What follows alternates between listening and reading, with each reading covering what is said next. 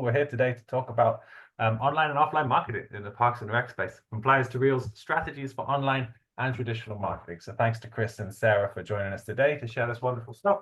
A little bit about Amelia. So Amelia is a Parks and Rec management platform and the easiest way for you to offer, manage, sell your activities and your programs online. We really try to make self-service available to everybody. In the way that we structure our platform, so your residents can come online, they can do whatever they need to do with your organization, your agency, and sign up in a way that works for them. And we also make operations admin as easy as possible for you. Because we're a modern software platform, all our data and the reporting that backs that up is real-time, accurate, what you need to know, get your finger on the pulse of your agency. And we really understand the Parks and Rec industry. And I think we're all really nice people as well. But that's just finally, we do have a resource library on our website, amelia.com/library, full of resources for Parks and Rec professionals like yourselves. Chris, I think at this point we're on like 12 webinars that you've done. The recordings we're getting up there. Getting up there, yeah, we're in double digits for sure. Yes. And we have research studies, white papers, etc. Please go check it out. There's tons of professional development resources there available for you. Having said all that, that's enough from me. I'm going to pass you over to our wonderful hosts today, Sarah and Chris. And you can take it away. All right, guys. I am so excited about today, from flyers to reels, strategies for online and traditional marketing. Many of you guys know me. I'm the Chief Operating Officer for the Woodlands Township in Texas. And today it gives me great pleasure, to introduce Sarah Sandquist. I've known Sarah for about 15 years. I've just been really intrigued by her work in Washington as well as Indiana, and now Illinois. So Sarah, give us a little bit of background about yourself. Sure. Thanks, Chris. I'm Sarah Sandquist. I'm the Executive Director of the Champaign Park District in Champaign, Illinois. It's in central Illinois, in the middle of the state. And yeah, as Chris mentioned, I've been working in Parks and Recreation for my entire career, and I've spent time in Illinois, in Washington, Indiana, and picked up some things along the way, and hope to share with you all about how we can be a little more strategic in our marketing and advertising. Yeah, and so one of the first things I really just like talking about always with all my sessions, and by the way, you guys in the chat box, can throw any questions out. We will try to get to them as we go through this, where things that you've seen success or challenges or just questions that you have for Sarah and myself, and we'll try to do our best to answer them. But one of the things that I like to just start sessions with is, questions. And Sarah, when you talk about marketing, what does marketing mean to you as a Parks and Recreation professional, and more importantly, kind of, Champaign Park District, your agency? Absolutely. I think marketing is kind of everything. It's the whole thing. It's how we promote our brand, first and foremost. It's and how we promote our products, how we attract customers, how we retain customers, how we increase sales. It really describes all of the components. And it's a broad term. It's hard to define. It includes a lot. And so hopefully we can dive in a little bit more today about what marketing is and what it means to you and your agencies. Yeah, and so I've been doing something recently in a lot of those presentations that I have been doing around the country, of trying to really, get this thought across that, we can't be a one-size-fits-all marketing or advertising agency. And so I like to kind of throw this on the screen here. And should we use the same techniques to market and advertise this person as, and we'll get to another couple slides here, but Sarah, when you see this person, what is that person, what kind of thought process do you have about that person? Yeah, I mean, from the get-go, I see this is a person who's maybe likes adventure, is outgoing, likes the outdoors, is maybe younger, kind of maybe 20s or 30s, female, and probably is always looking for activities that are exciting and new and different. So when we have, this person here, should we use the same marketing and advertising techniques, and we'll get there into defining the difference between marketing and advertising in a second. Do we use the same things that we use for this person, as these groups? You know, are they different? Yes or no? Yeah, they're very, very different. So this group of active adults, you know, they maybe are looking for, they receive their information in a very traditional manner. And I think we'll talk a little bit about traditional and non-traditional marketing and advertising. Maybe are looking for a sense of community, gathering together, and stability, routine types of programs that happen on a regular basis. And very different. We could advertise the same way to those two groups, but I think we might get into some a different level of effectiveness. And so you just said a great word here. So, you know, if we use this type of, what I use the term medium, and so we'll use social media or a flyer or a program guide, is not every one of us is going to be looking for information in that one piece of information or piece that we work. And so we have this group, you know, call it an active family, you know, and then we have this group being, you know, some therapeutic recreation folks. And so what we're really trying to say here, and this is kind of, I've also started to use this term session thesis. What am I really trying to get across with this session here is we provide services to diverse populations, but are we using the same marketing and advertising formula for each? You know, what's your thoughts on that? well, I think we can't be one size fits all. We can't, our marketing plan and our marketing has to be diversified and segmented out into different buckets in order to really get the biggest reach and the biggest return on investment.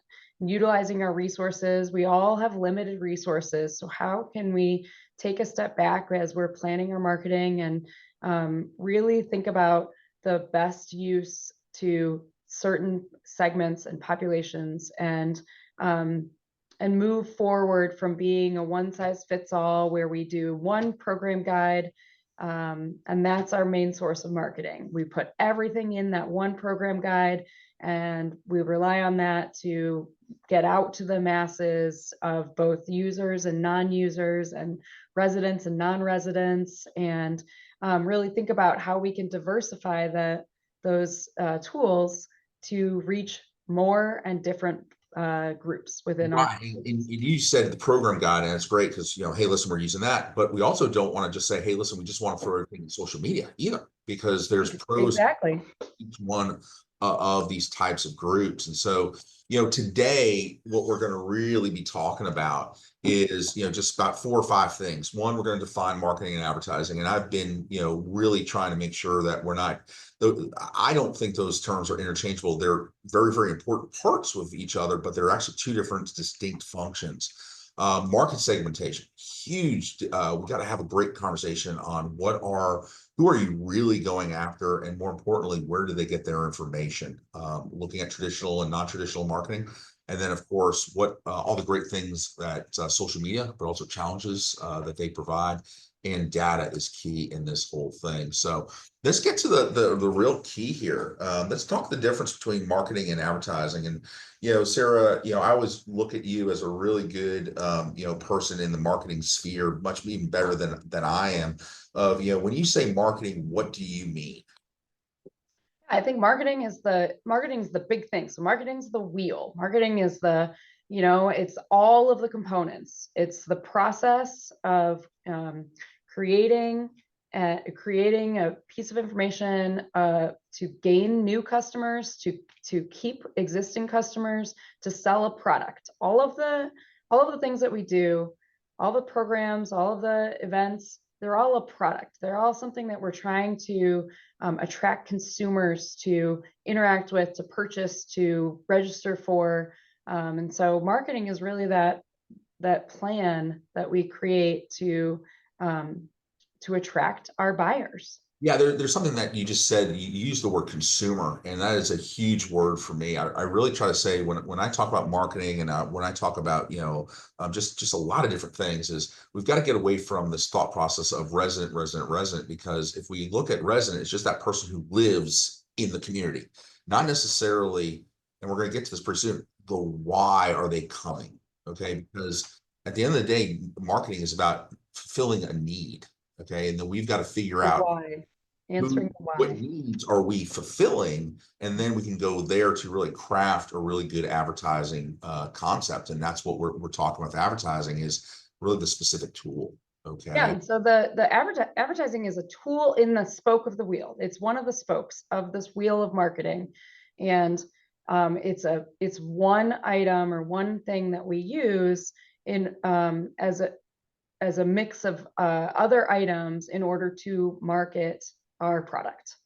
Right, and if you look at this diagram here, and this goes to Sarah's comment about the one of the spokes in the wheels, and you see the marketing of really developing the marketing plan, implementing, measuring, and really the implementation is what strategies, advertising strategies, are you actually using?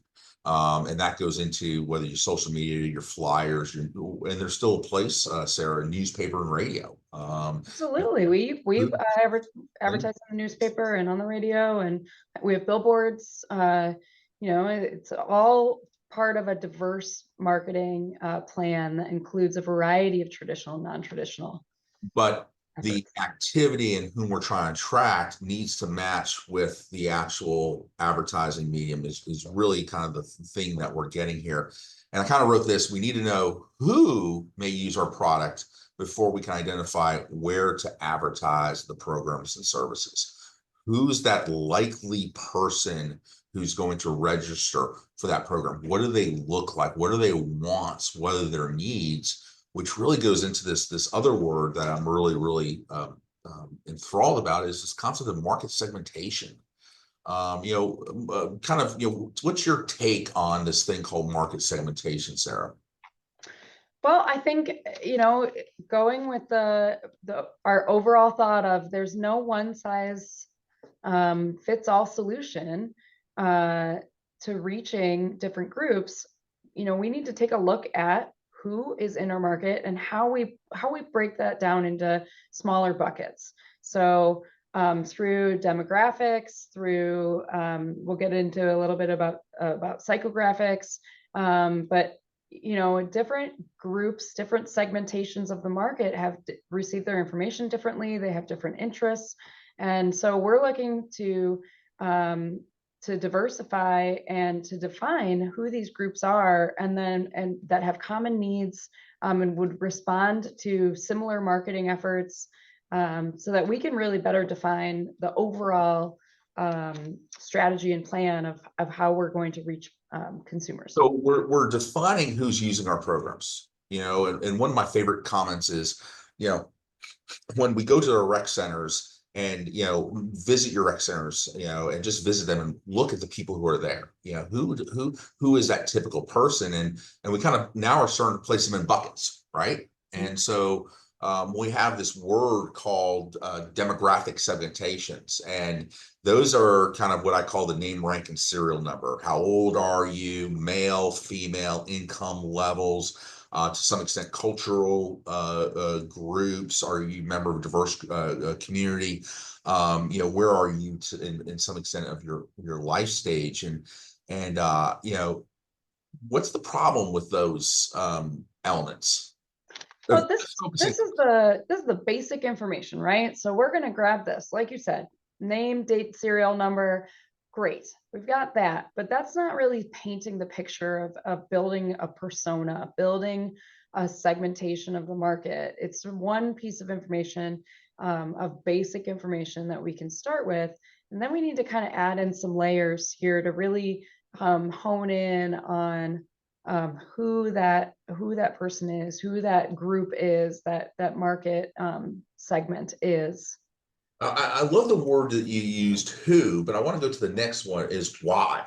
you know? And so do these elements tell me why they may need go to your program, which goes back to the needs aspect. And that's where we start going and really looking at this thing called psychographics. And for those people who are out in the 178 folks that are with us right now, you know, how many of you guys have ever heard that term psychographics?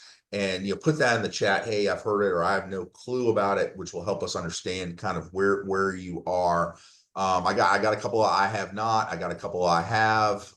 Never heard of it before. Great. Nope. I've heard of it. So this is really great that we're getting this engagement here. But really, the psychographics is the study and classification of people according to their attitudes, aspirations, and other psychological criteria. You know, what are your thoughts on, you know, what that's really means? Right. Yeah. So, I mean, the fancy word psychographic, you know, it's really tapping into who somebody is and how they're influenced, how their purchasing decisions are influenced by their beliefs, their values, their goals. So, you know, we can take these psychographics and pair them with our demographic information and really craft information that really gives us a better understanding of purchasing habits. So, you know, we have a woman who's, you know, maybe mid-30s and is recently married and lives in a community, they have a single family home. You know, they might be thinking about starting a family, and so they might be more drawn to marketing or advertising that is related to babies or to home ownership or you know, DIY projects. And so with that additional information, we really can kind of hone in on those market segments that we're trying to create and create these personas of who our customers are, who our non-customers are, and who our existing customers are. So taking into account lifestyle preferences, or like I mentioned, values and beliefs and goals. People are interested in sustainability, health and wellness. Our original picture back a few slides of our person standing on the mountain. You know, that person might be really interested in health and wellness.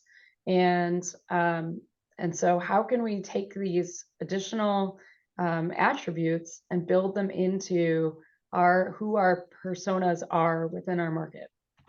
You said these attributes that we have to build them into, but there's another thing too that we need to look at too, is how do we build some of these things into our programs and services as well? And so, for example, this benefit sought on convenience alone.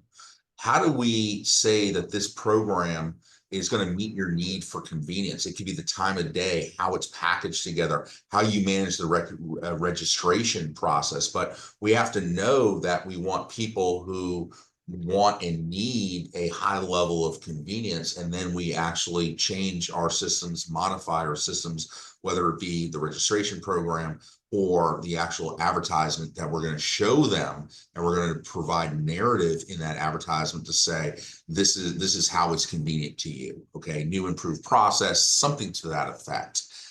As well. And so, you know, really diving into what I like to say is who are our buckets for consumers. And we're going to get to this in 1 second, but it's really that inner drivers.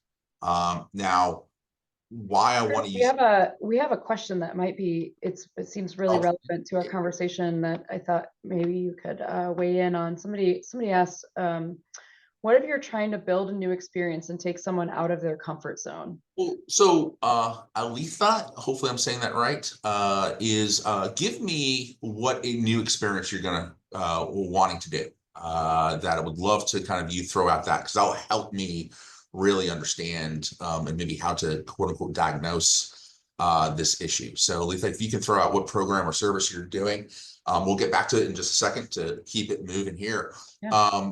But one of the things that we look at here, oh, great, an overnight camping trip for an urban community. Okay, so if I'm looking, I'm going to try to create a profile of my user. Does that make sense? Sarah, I'm trying to create. Yeah, let's do that. Would go to the program, but more importantly, Sarah, you and I have known each other for 15 years. I might pick up the phone because I know you have done an urban camping experience and say, who came to the urban camping experience to you? Was it, I'm just going to throw stuff out. Was it 2-parent families, 1-parent families, was it lower income, middle income? Were these quote unquote people already had experience with the outdoors or no? Do you see how those now we're really crafting kind of an idea of who the actual user is to then figure out how to market that? And then the next question becomes is where do we advertise to people who quote unquote look like what we just identified? Yes or no? Yeah, absolutely. And so some of those questions would drive your efforts. And I think starting with conversations of people who have, oh, I love the advice somebody just gave, the NRPA message board. Yeah, we don't have to recreate the wheel here. So yeah, getting some data and some information to build that market segment from previous experiences would be helpful. And then, I think as you had mentioned, are they outdoorsy already? Are they not outdoorsy? Those would be two completely separate tactics, probably. Let me go in one more. And I did we did 15 years ago, we started a Creekside Camp Out, and it was great. And what we ended up saying was, okay, we are kind of a middle class, upper middle class community, and these folks don't have a lot of outdoor experience. So how do we make sure that there's no excuses for them not to come? Does that make sense? And Yeah. what we ended up doing was saying, here is our fee, okay, and it's X, and that gets you, the campsite and that type of stuff. But you know what? We will actually, for a fee, okay, buy you tents, set up the tent for you, and then you take the stuff home. So we don't give them excuse because, hey, listen, I don't have a tent. I don't know where to get a tent. I don't know where to get the sleeping bags. But, and we found that probably 25-30% that first year actually bought the tents from us. But that was but in thinking about those, the different markets that might be interested in that. And then, if it's something scary, because I think your comment was, something that's new or different, how do we think about reducing those barriers that might exist to prevent somebody from coming to something? Love that term. That's reduce the barriers to get them in here from that standpoint. Now, the thing that we also need to realize with all this type of stuff is, we're trying to talk about big buckets of people, not micro, nano buckets like the Aletha's comment of very, very, but it's important to do that exercise to craft who you're there. They have to be sizable. They have to be, accessible and reasonable to generate. And one of the things that I'm doing, I'm going up to Pennsylvania next week to do a class in recreation programming, is I wanted to kind of get to the next level of really helping people understand market segmentation even better. This goes right to Athea's comment of how do I develop and identify the market. So Athea, let's keep going with your exercise of let's put it on this little spreadsheet. And ironically, I was trying to think about our active outdoor recreation programming and who does that typical user look like. And so you could do this exercise of age and language and geographic and just kind of filling it. So we have both demographics and we both have psychographics in here. And so we can do a couple of these to really start understanding who your average user is in bigger groups, not the small, finite groups. But when you look at your community center or Sarah, Champaign Parks Recreation District, from a district-wide standpoint, well, we want 5 or 6 buckets, right? Not 150 buckets. but we want who are the big hitters. And here's a great example. What do you take away from this? This is one of our friends, Rick Atkins, did this a few years ago in Round Rock, Texas. And I went online, found his marketing plan and all that type of stuff. He throws out 5 different areas. And do you see anything on that list, Sarah, that really kind of intrigues you? Well, I think just a comment on, we've said that, we can't be one size fits all anymore, right? We have to diversify, but we can't be so individualized in our segmentation that, where our resources are limited. So, trying to identify 5 or 6 personas within your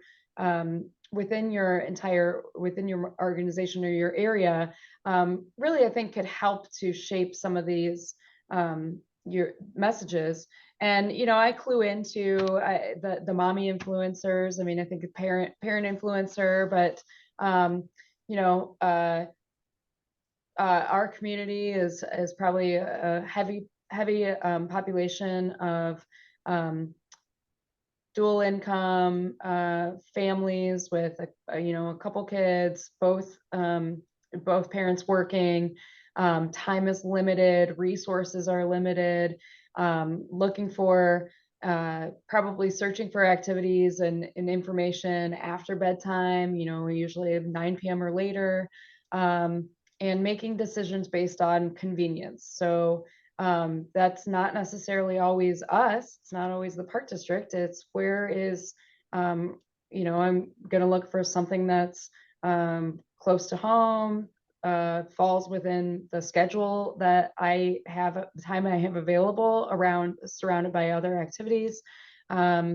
And I don't have a lot of time to register. So I need that to be easy and quick to accomplish as well too. I need to find the information easily and then act on it.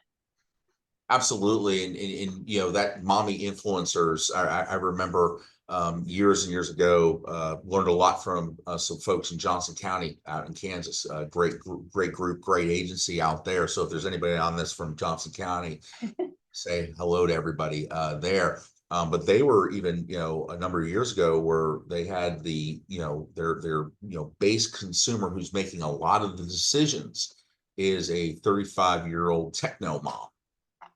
Think about that. That goes into the mommy influencer as well. In our pre-show, Sarah, you made a very good comment and distinction between who's using the program versus making the decision, who is using the program versus who is using the program. You want to go on to a little bit more on that? Yeah, so I mean, we are talking about the consumer and then the user. So I think a lot of times our personas are kind of based off of who is going to be the purchaser of the thing and the customer, and that might vary depending on the type of activity or event or bucket that we're talking about. Sometimes the consumer is the same as the user, and sometimes it's somebody making decisions on behalf of somebody else. And our advertising and other marketing efforts should take that into account as well. Who are we actually trying to reach? Yeah, and Jenny had a comment about it's odd that they skipped Generation X. I think this was a few years ago, maybe about 5 years ago, before that real Generation X really started becoming what I would call consumers, where they're making their own purchasing decisions. And so that's a huge aspect there. And one of the things I just haven't had time to work on is I wanted to study a little bit more closely of Generation X, Y, Z as parents and consumers. Yeah, buying habits. And as you were talking about, we have the people who are making decisions on behalf of others, their children. And then also, more importantly, Sarah, we're just a little bit 2 different generations. We're going to get our information differently. We're going to want different attributes from our recreational programs and services, and how you package them as well. So we go to Round Rock, and one of the things that I kind of was looking through and I kind of remembered was, wow, we actually did this exercise, not necessarily from a programmatic standpoint, but from our Parks and Recreation needs assessment. And our community is broken up into 8 villages. And our study is we we did 2,000, 3,000 web-based surveys. We did information on public meetings, all this type of stuff, and we found out that there was a clear difference if we're going to package advertise to the Creekside community. That is more younger families, newer families. We also have a high population of Hispanic community members in that population versus Grogan's Mill, which is an older community. So we've got to package things in different ways because we recognize that that from that standpoint. Also, I think Sarah, you have your community is broken up a little bit more in north, south, east, and west. So Right. you have four But different. you found all this information. I mean, it was already at your hands in your master plan.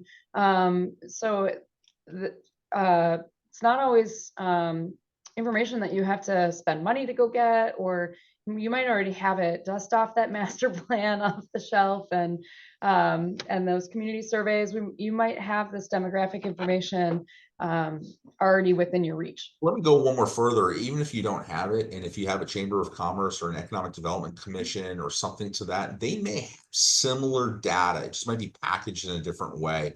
So again, one of Sarah's favorite comments is, don't reinvent the wheel. There's already stuff out there for you to go. So now let's get into the actual, traditional advertising versus there. So Luz Reyes said, how do you encourage community input when survey participation is low?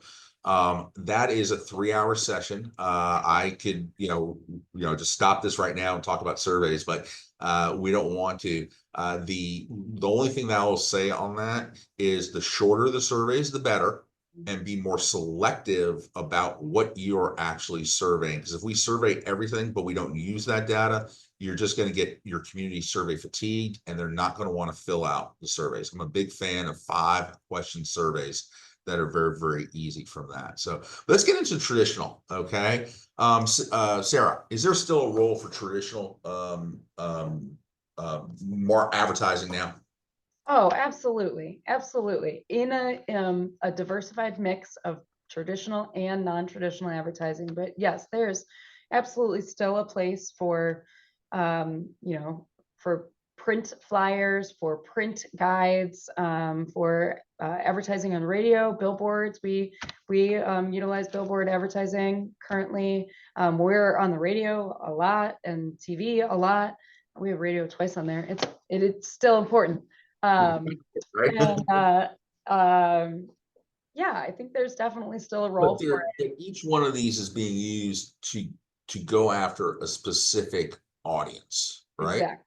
Yeah, that's And it's not all or nothing. So it's not, we're not doing just, oh yeah, we do flyers.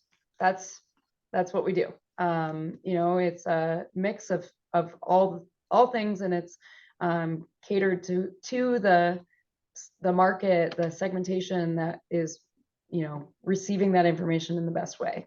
one of the things that I found out when we were kind of doing some research for this survey is this one just blew my mind of the trustworthiness of print advertisements versus the digital media, the social media, and that type of stuff. What do you think about that one? Well, I'm very intrigued by this, and I'd love to hear from the participants. Do you feel like when you see something in print that it's more trustworthy than something that you might see online? And it could be any type of marketing, not just Parks and Recreation related. We got a couple of yeses already. Yeah, a lot of yeses I see. Interesting. And, I think that there's definitely a perception of truthfulness within print marketing. It takes longer to create, it takes longer to distribute. Social media post, I can knock one out right now and hit send, and there might be, I don't know, a little bit less oversight on it. So, there's probably some truth to this statistic here. And where I would go with this is and somebody just put it depends on the platform. Yeah, I think I see that in the especially comments. with and I'm not getting political here, but the elections that we've had over the last 2 years, it's just, when I read something on a social media platform, even emails, I have to go back to my researcher hat. I'm looking at everything. Is this true? I call it the BS meter, some versus print. I'm going, yeah. But I love this one. 79% of households say they read or scan the ads. And that's really interesting because I kind of like go like this. And Sarah, we were joking earlier about the Val packs. And do you open the Val pack? And those are the coupons, right? Yes, I mean, I probably need window replacement several times a year. So, um, yeah, I mean, I do, I open it. Because maybe one day there'll be something in there that I'm not just I'm going waiting to for the free margarita recycle. coupon at one of our Mexican restaurants. But yeah, we do open it. So there's still a role in it for is Terry, great to see you on here and making comments there. I may never use the coupon, but I look at them Every time. But someday there'll be something valuable in there. someday there. But we see the drawbacks, for that traditional marketing. And let's look at this you mentioned the cost, which was great. But what I think we're seeing now is how do we value proposition? What are we doing? And that goes into the ROI and also the interaction. I know when I was a younger professional, we would talk about impressions of, hey, listen, the newspaper has 10,000 impressions, but that's 10,000 copies that are out there. That's not how many people who actually read it or engaged with it or anything in that there. And then we have this, this interaction. Really, when we print up that Valpak coupon, that's one-way communication. And those are some of the real challenges with that. So again, there's good and bad. Let's not throw the baby without the bathwater. There's still a purpose in there. And then we get into kind of what I think a lot of people are here for is really talking and diving deeper into this non-traditional social media, electronic communication. Where have you seen success in your organization using the social media, the text message, emails, those types of things?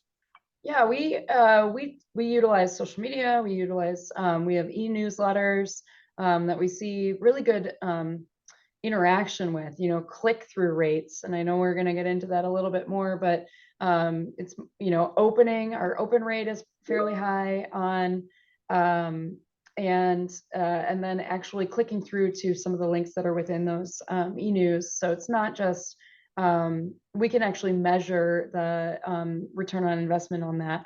And then also, blogs is a great place for longer form information, evergreen information.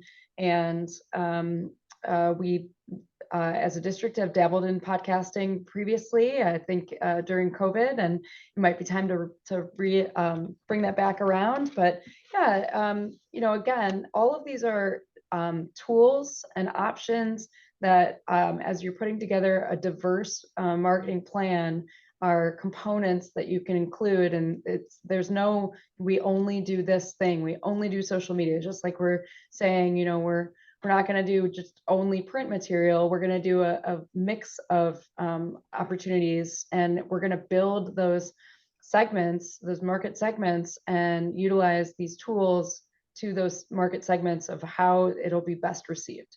Yeah, so we got a couple questions here, and we got a few more slides here, but we'll try to keep the answering to your questions here. Guerrilla marketing is where you're going into an event specifically to like hand out flyers. It's not your event by any means. It's a third-party event that your target market is there. So if it's a concert type of thing, a young concert being 18 to 24 34-year-old type of people, I'm going to go and potentially hand out all my information about kickball and cornhole tournaments and that type of stuff that it's not on my turf. I'm quote unquote guerrilla marketing type of thing.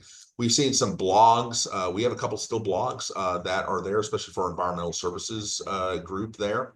And I got to think about this in terms of Lauren's comment, earned media versus traditional channels as part of your marketing making tasks, even though it might belong to your comms or PR department. Basically, that goes back to one of our, the whole thing is any press is good press that you get about your programs, whether it's coming from community services or our comms group or our own Parks and Recreation. We actually put it together and have the totality of what's going on there from that standpoint. But let's dive into the social media here. Is love the fact that social media and these electronic formats, not traditionals, are being used for learning. But more importantly, I like this aspect is 40% of all searches on Google are really seeking local information. That goes into one of our commenters comment about search engine optimization. Really, that's not the purpose that we're getting into here, but it is worldly important about where do your programs rank when they say, where do I play basketball in Champaign? Where do I play soccer in the Woodlands? Sarah, your thoughts on that? Yeah, I mean, I think people are starting at Google and then making decisions based on that. So if your stuff can be at the top, that is important. And then, because we're, as consumers, making decisions based on convenience, on location, as a first identifier. I think we're past the days of going to opening up the brochure and selecting all of that season's activities from the brochure, or starting our search for things on the, I would love if everybody went to champaignparks.org first and started searching for programming, but I don't think that's the case. I think they're starting with Google and then making a decision to go from there. Yeah, like you said, we can talk all day long about SEO, but let's continue talking about traditional and non-traditional advertising. Right, and that goes into the advantages really quickly here, guys, is cost. And I'm going to say this is cost is a double-edged sword here with social media. Many of us have had to put social media coordinators on. I know, Sarah, you're lucky enough to actually have a marketing department. We rely on our comms group here, but relatively cheap, where it's free to post something. Now we get into it with boosting, right? And, Sarah, where have you seen some success for yourself with boosting posts? Yeah, we have a historic theater within our organization, and we've been seeing a lot of success, a lot of impressions and impact, and just bang for your buck, the best bang for your buck within boosting posts for that. We also see it when we have a program or something that needs just a little bit of help. So, throwing, and that's where it's, we're talking about $50, $100, $200, and having the ability to utilize those personas as we're boosting our posts and saying, I want it to reach here. I want it to be within this region, to this age group, to people who might be interested in these types of things. This psychographic too. Yeah, exactly. So you can really, you have the ability with putting a little bit of money in, but still having the advantage of it not just blasting out to the masses, of it being a much more targeted approach. Yeah, and besides low cost, the other real benefit that we see, that I see at least, is the data generation. Is that a targeted Facebook ad versus a boosted post? I call them, I might be wrong, but I call them almost interchangeably. I just want to boost my ads for my programs and services. Facebook now charges a fee on top of the boost, which I'm not allowed to pay. And really, Gina, what Gina is saying is kind of, I think, what many of us potentially are still in, the challenges of convincing folks that are not in our department of the value of these digital mediums. And really what I want Gina to concentrate on is the following aspect of, I can actually have reliable data on who is opening up these posts, who's looking at these posts, how much engagement do I have with this post. And so this is a post that literally had 39,000 impressions. That's not just it happened to be on their phone. That is people who actually looked and stopped for a second or more on my thing. How many times did they click like? How many did the comments there? Those are the data points that we really want to look at. And, we talked about you can choose how long to boost it. So you guys are answering some of the questions within the text, which is within the chat, which is awesome. But then, we look at also here is just all of our department networks. And one of the things that I kind of looked at is data is important, but data is only good if you analyze it. And so I kind of stepped back as I was preparing this session of going, this is really interesting. Why is our Facebook so much outperforming our Instagram? You know, are we not getting the Instagram in the hands? And so, okay, so what does that look like? What does that look like? We'll talk about that in the next couple of slides here. But one of the challenging things that we need to look at is this fact is, you know, we have this constant change of digital platforms. I just found another one this morning, Blue Sky. It's kind of an offshoot of Twitter. So should we not now engage with Blue Sky? Who is actually in Blue Sky, who's looking at Blue Sky? The algorithms change, all these types of things. And so we've got to be able to keep up on this digital platform to make adjustments where needed. So we can't just say, here's our social media strategy, and that becomes stagnant.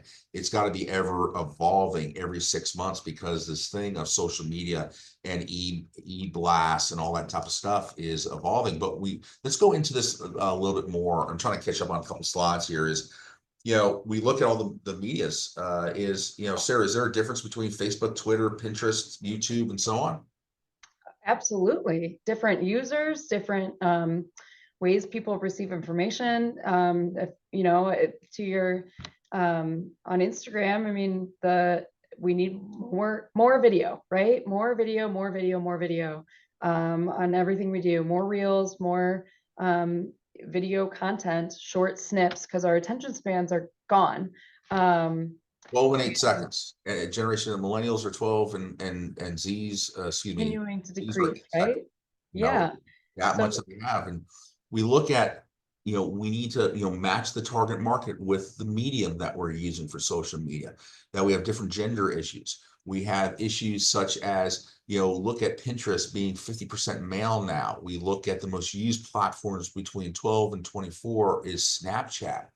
All of this information you need to understand and grapple to say, when you find your target market, to say which platform, it could be a flyer, it could be a newspaper ad, it could be actually the social media, is the best for you. And so, and maybe it's multiple, you know, it's multiple things, as we've talked about, but within those segments, you know, maybe the social media for one persona is Facebook specific, and we're only putting content on Facebook for that persona, and then we're also adding in a mixture of print material and radio advertising. and for We'll definitely share the slides. Segmentation. But yeah, so and then, yeah, so on that slide of which program would make the most, which social media platform makes the most sense for some of these things, because we want to get away from just checking those boxes that say we're going to post the same post across all the platforms and expect to have, you know, expect a good return on our investment. And I can see where we need to do it is, you know, we do use that Facebook and just like, you know, automatically post it to Instagram. But, you know, can we have that Instagram a little bit more youth oriented, a little bit more quote unquote hip and God, I'm dating myself with the word hip, but you see what I'm saying with that, a little bit more engaging on the Instagram versus the Facebook, which maybe it doesn't have. And so let's kind of just quickly go through some of the pros and cons. And we've kind of hit some of these things already. The flyers are really good for the existing customers. You know, we get them in the backpacks, and Sarah, you're still doing that. Oh yeah, if you're able to put pieces of paper in backpacks still, and it's not just like through Peach Jar or community bulletin boards, take advantage of that. That is, you know, if my kids bring home a flyer, they're excited to share it with me. They're like, look, Mom, look at this. And so that, you know, there is a value to flyers, but let's remember that flyers are typically for, you know, if you're posting them in your community centers, those are only going to your current users. They're not reaching new customers.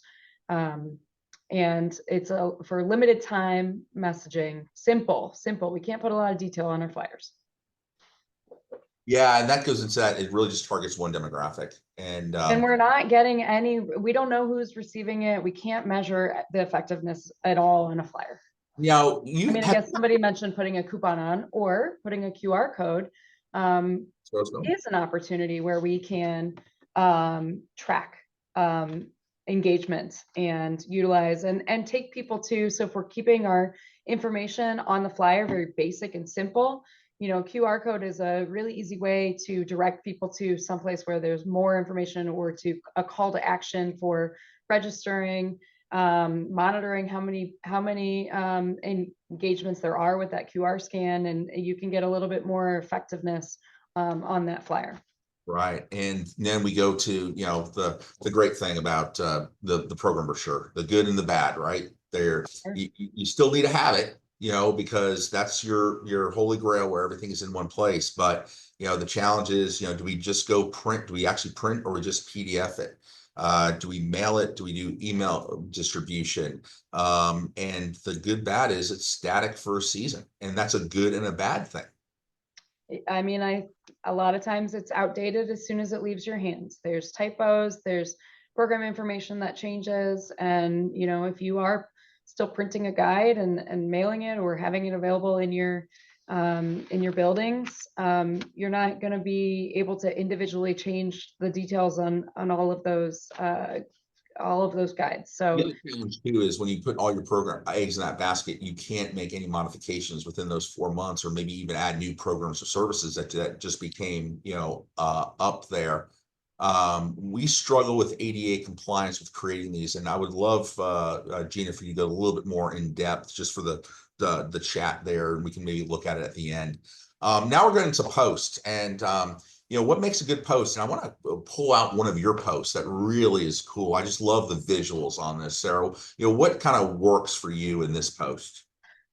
well, so I think that we can all agree that our eyes have gotten really good at identifying stock photography, stock graphics. And so I think, you know, there is a place for stock graphics and photos, reshaping them into something that is unique and your own. So with our Dia de los Muertos celebration that we just held a couple weeks ago, you know, this was one of the pieces of advertising that we had on Facebook. And you know, we've got the why. Why are you why might you be interested in this activity? Right. And basic details of the when and the where, and but One of the things that I preach all the time is really we got to cut through the clutter, you know, and this visual is very, striking. You know, the colors are very, very striking, and it's really positive there because, you know, we're all on our phones and just going boom, boom, boom, boom, boom. And this made me stop on your page, Sarah. It's like, wow, that's really, really cool from that standpoint, just the visual. Huge aspect that we need to do is cut through the clutter. And now we're really getting into reels and stories. You know, that short form. We don't have time to play the link, but it's a really cool. We'll send this slide out. I think somebody asked about that, but you can see what our staff did. Really created kind of this fun little experience, and what it ended up doing was really targeting about how easy it is to register for our Texas Tree Ventures. And 3 clicks, even a spider. It was a Halloween theme that a spider could do it. And so 10, 15 seconds, boom, we're getting there, that. And more importantly, now we get into the stories, where these are just up there. And basically, if you don't watch it within 24 hours, it's really gone from that standpoint. Sarah, are you guys using stories from that standpoint? yeah, we are. We utilize them a lot for special events, highlight reels, kind of like here's the weekend at a glance coming up. And then on site at an event, like, hey, here's we're live, you know, stories on site. And again, but it's you know, it's information that's not evergreen, and it's not meant to be evergreen. It's for and creating a sense of urgency, like, hey, you don't want to miss this, tapping into that FOMO. And it's really easy to create, to post in the moment. And And that's where you write that informal and candid nature. And one of the words that Sarah and I were talking about earlier in the show was really more of just that authentic experience that that an individual or group is have. And, this is kind of just the boilerplate of, what you're allowed to do, but that's got to kind of put the final touches on this thing here. The flyers, the brochures, the social media, the e-news, the websites really gives you a targeted idea of when you should use it, why you should use it. And, Sarah's been hammering this statement all day here, is there is no one size fits all. We need to know the market, who that market segment is, what are the psychographics are there.